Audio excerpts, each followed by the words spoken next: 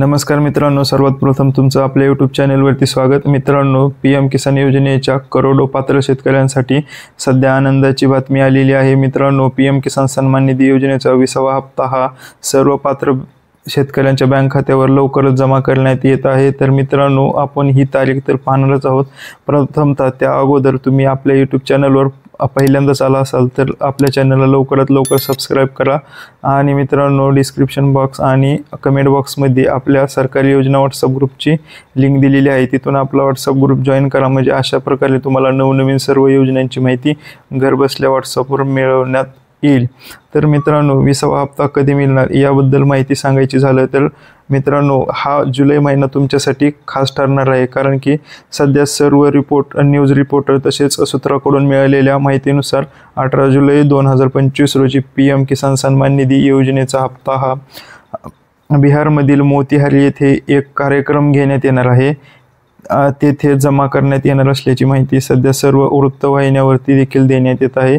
मित्रांनो, या कार्यक्रमादरम्यान हा हप्ता जारी करण्यात येणार आहे अशा प्रकारची चर्चा सुद्धा संपूर्ण देशभरात पसरल्याचे पाहायला मिळत आहे, कारण की 18 जुलै रोजी आपल्या देशाचे पंतप्रधान नरेंद्र मोदी हे बिहार दौऱ्यावरती आहेत, तेव्हाच पीएम किसान योजनेचा हप्ता पात्र शेतकऱ्यांच्या बँक खात्यावरती जमा करण्यात येणार आहे। मित्रांनो, पीएम किसान योजना ही देशभरातील सर्व शेतकऱ्यांसाठी महत्त्वाची योजना मानली जाते।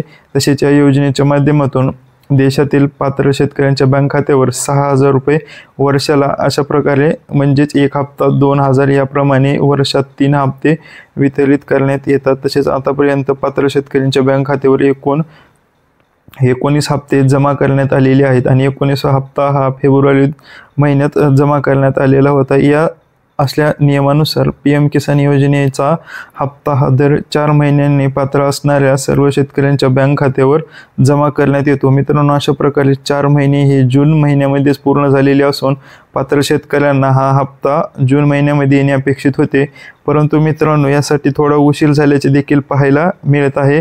परंतु मित्रांनो, यासाठी तुम्हाला अर्ज प्रक्रिया करण्यासाठी काही प्रमाणात तुम्हाला सर्वात अगोदर आपली KYC पूर्ण आहे का हे देखील पाहणे गरजेचे आहे, कारण की तुम्ही जर आपली KYC अपडेट केलेली नसेल तर तुम्हाला हा हप्ता येणार किंवा नाही या संदर्भात माहिती देखील पाहणे महत्त्वाचे ठरते।